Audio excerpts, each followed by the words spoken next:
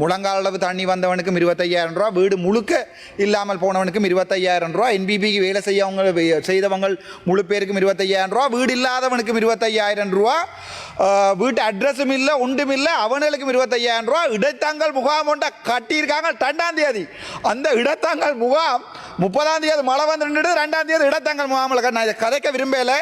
என்னடா முன்னால் கனவேர் இருக்கணும், சில செம்மறியலுக்கு சொல்லியும் விளங்குறேன். என்னடா இன்றைய தினம் இந்த மறுபடியும் இந்த பாராளுமன்றத்திலே நான் வந்து உரையாற்ற முடியுமாக இருந்தால் நான் நினைக்கிறேன் என்னுடைய தேசத்தின் தெய்வங்கள் வழிவந்தவர்களுமே நின்ற உதவியால் இன்றைய மறுபடியும் இன்றைய தினம் பாராளுமன்றத்திலே வந்து நான் கதைக்கக்கூடியதாக இருக்கிறது.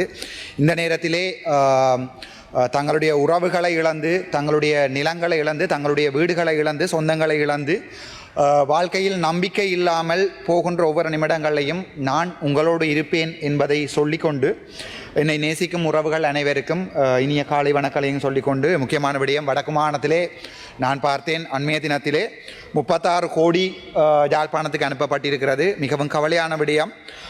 அந்த ஈக்குவாலிட்டி என்கிற ஒரு விடயம் தெரியாமலே எங்களுடைய அரசாங்கம் போய்கொண்டிருக்கிற நினைக்கும் போது சரியான கவலையாக இருக்கிறது. ஈக்விட்டி என்றா என்ன, ஈக்குவாலிட்டி என்றா என்னென்று கூட தெரியாது. எல்லாருக்குமே 25,000 ரூபா, முழங்கால் அளவு தண்ணி வந்தவனுக்கும் 25,000 ரூபா, வீடு முழுக்க இல்லாமல் போனவனுக்கும் 25,000 ரூபா, என்பிபிக்கு வேலை செய்தவங்க முழு பேருக்கும் 25,000 ரூபா, வீடு இல்லாதவனுக்கும் 25,000 ரூபா, வீட்டு அட்ரஸும் இல்லை ஒன்றும் இல்லை அவனுக்கும் 25,000 ரூபா. இடைத்தங்கள் முகாம் ஒன்றை கட்டியிருக்காங்க 2ஆம் தேதி. அந்த இடத்தங்கள் முகாம் 30ஆம் தேதி மழை வந்து 2ஆம் தேதி இடத்தங்கள் முகாமில் நான் கதைக்க விரும்பலை. என்னடா முன்னால் கனவேர் இருக்கணும், சில செம்மறியலுக்கு சொல்லியும் விளங்குறேன். என்னடா ஒரு படித்த மனிதர்களுக்கு சொல்லலாம், சில பேர்களுக்கு சொல்லலாது. போய் அடி வேண்டி கிண்ணச்சிலையும் ஓடி இதை விட எனக்கு மேலே சொல்ல தெரியல. முக்கியமான விடயம் ஒன்றை ஞாபகப்படுத்தணும். இந்த நேரத்தில் வடக்கு கிழக்கு மற்றது முழு பிரதேசங்களையும் படுமோசமான நிலைமை இருக்கிறது. ஆகவே இங்கே அரசாங்கம் பிழை, எதிர்க்கட்சி பிழை என்று இப்போ நான் பார்த்து கொண்டிருக்கிறேன். இங்கே 2 நாள் நான் தண்ணிக்குள்ள ஃபுல்லாக 2 நாள் வெளியே வரையலாம் இருந்து பார்த்தால் அரசாங்கம் பிள்ளை என்ற அடிபாடு அங்கே நடக்குது. இல்லை நீங்கள் தான் பிள்ளை, நீங்கள் நடக்குது. வெக்கம். இந்த மாதிரியான ஒரு பாராளுமன்றம் இந்த நாட்டில் இருக்கிறது வெக்கம்.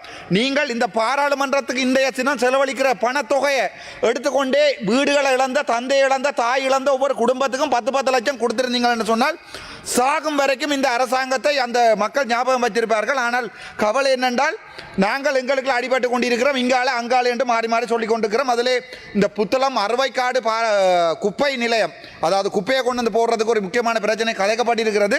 அதுக்கு நாங்கள் நேரம் எடுத்து ஆறுதலாக சம்பந்தமாக கதைக்கிறேன். அதை விட அந்த ஒரு சில அமைச்சர்மார் கவுபோய் மாதிரி கப்புகளையும் போட்டுக்கொண்டு, ஐயா நீங்கள் ஒரு அமைச்சர், தயவு செய்த விளங்கிக் கொள்ளுங்கோ, ஒவ்வொரு நாளும் ஒவ்வொரு உடுப்புடவையோடு போய் நின்று கொண்டு கோமாளித்தனம் பண்ணாமல், பிக்காளித்தனம் பண்ணாமல், தயவு செய்து வடக்கு மாநிலத்துக்கு இருக்கிற மரியாதையும் காப்பாற்றி கொண்டு நான் சில விடயங்களை சிங்களத்தில் சொல்ல வேண்டும். சுதி வந்த වෙනම ඔබතුමාලාට අද මම එකක් කියන්න ඕනේ.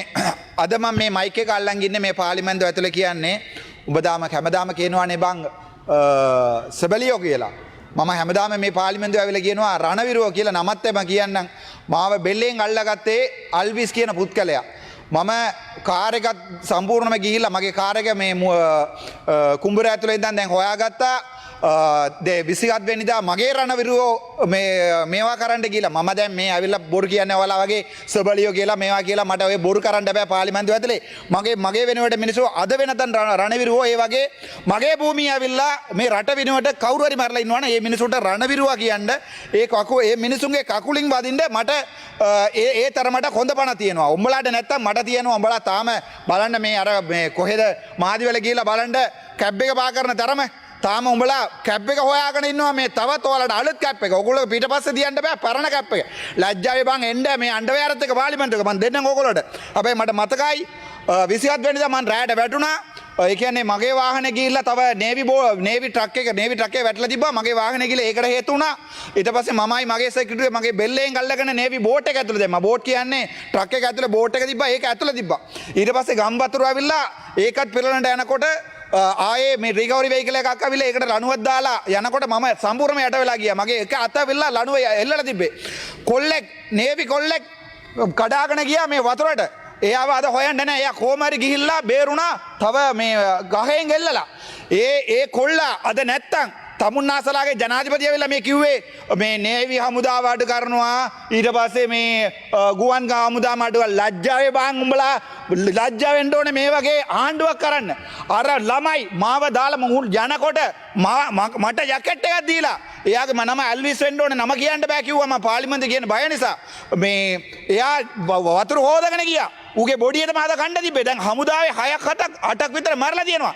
තමුන්නාසලාගේ මන්න මේ ඩිපියුටි මිනිස්ටර් තින්නවා ලයිෆ් ජැකට් එකක්වත් නැහැ. ඊට පස්සේ මාව හොයන්න ආවිල්ලා තව ට්‍රක් එකක් ඒක ඇවිල්ලා පෙරළුණා. එතන හමුදාවේ 30ක් හිටියා 30 දෙනාටම ලයිෆ් ජැකට් නැහැ.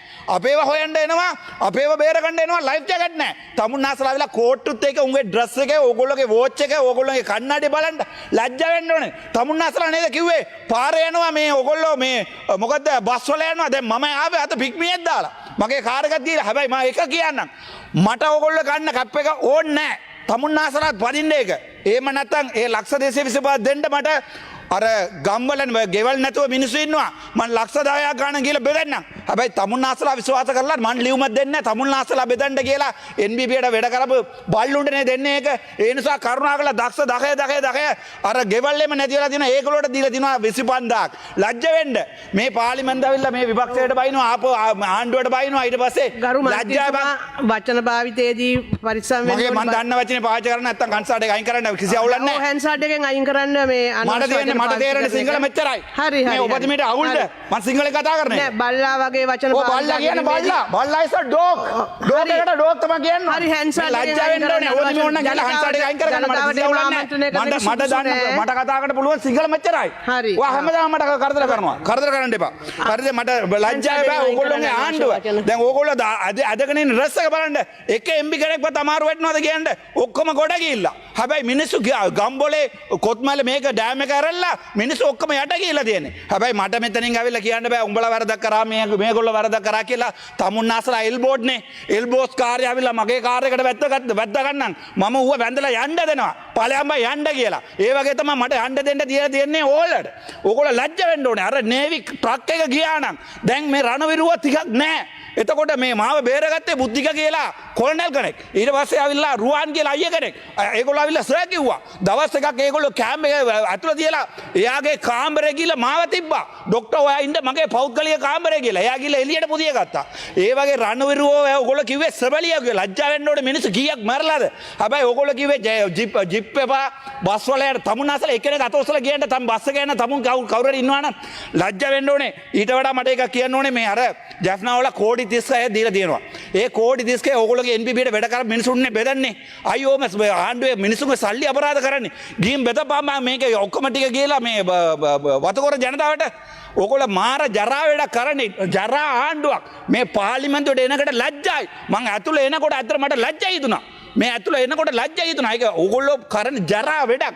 කොච්චර ජරා එක ආමි කෙනෙකුට සප්පාතු නැහැ. සෙරුප්පු නැහැ. උට ඉන්න දෙයක් නැහැ. පානුයි පරුපුයි කන්නේ ඒගොල්ලෝ කැම්ප් එකේ. හැබැයි උඹලා ආවිල්ලා කෝට් අරවා මේවා දාගෙන ආවිල්ලා කොච්චර ලස්සනද ඕගොල්ලෝ වාහන වත්කම් බරක හොරට මේ ඉස්සරහා ඉන්නවා එක්කෙනෙක් හොරට ගේක ලියනවා ලක්ෂ 50ට ලියපු එක නම් වීඩියෝ කර කර ඉන්නවා ඊට පස්සේ ඉන්නම් ඒ ඔප්පුවත් ආවිල්ලා මේ ගැව්වා අනුරාධපුර ඒ මට ඊට වඩා කියන දෙයක් නැහැ.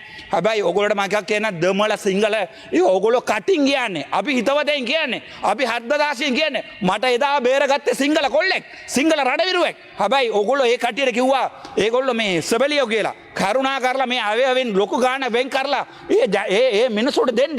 ඒගොල්ලෝගේ ඕනකම වෙනකොට තමයි ඔයගොල්ලෝ හොයාගන්නේ ඒගොල්ලෝ ඉන්නවද නැත්ද කියලා. හෙලිකොප්ටර් ෆයිල් කෙනෙක් නැති වෙන. ඔයගොල්ලෝ ගියාද කීයක් ගියාද ඒගොල්ලෝගේ ගෙවල් වල ලැජ්ජා වෙන්න ඕනේ. තව එකක් මට කියන්න කැමතියි.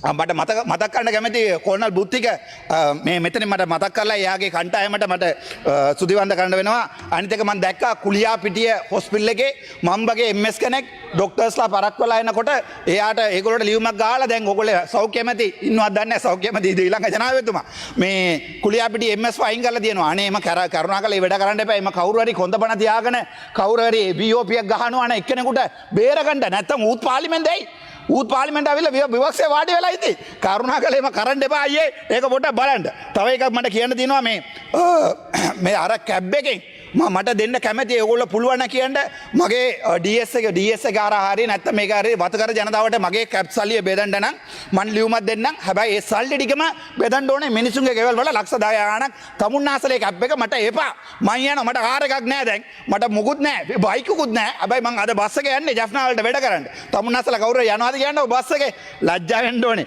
හරි. තව එකක් මට කියන්න කැමති මන් දන්නවා බලාව මන් දාගෙන ඉන්නවා ඒ නිසා ඉවරයි කියලා කියන්න එපා. මන් දන්නවා මේක ඉවරයි කියලා.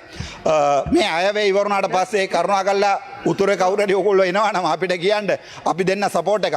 ඕන්නම් මම මගේ ඩයස්පෝරා එක මම සල්ලි ගෙනලා බෙදන්නම් උතුරයි නගිනහිරයි. ඕන්නම් දකුණටත් බෙදන්නම්. මම දැන් හා කිව්ව සල්ලි වැටෙනවා මේ ඕනතර. තමුන්නාසලා නිකන් රටවල් වල ගිහිල්ලා හිඟනවා. තමුන්නාසලාගේ වත්කම් බරකම් හොයාගෙන ඉවර කරනවා තප්පර දෙයක් දෙන්න වත්කම් බරකම් දාගෙන බලාගන්න. හැබැයි මේ පිටරට ඉන්න අපේ උන් ඔය සීතලට මේ හම්බ කරන මිනිසුන්ගේ සල්ලි අර මේ රට හදනවා කියලා සල්ලි ගහන්න එපා. පුළුවන් නම් ඕන නම් කියන්න මම ඔය ඩයස්පෝරා එකෙන් සල්ලි අරන් උතුරයි නගින ඉරාට දෙන්න ඇති වෙන්න. Thank you so much Dr. Ahmad.